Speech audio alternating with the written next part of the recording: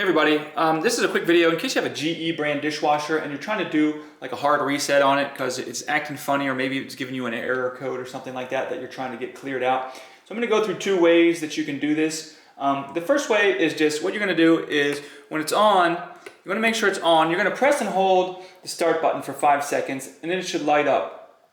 And then from there, you're going to hold the select cycle and the start buttons simultaneously for 5 seconds. And when you do that, then everything should light up and it should go through a reset cycle. And you can turn it off, turn it back on, and your dishwasher is reset.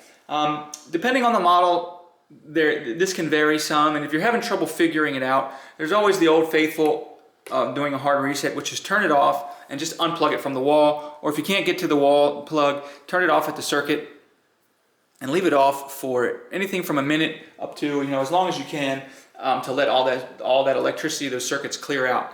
And once you turn it back on, it should be reset to its original settings, and you should be good to go. Thanks a lot for watching. Have a great day.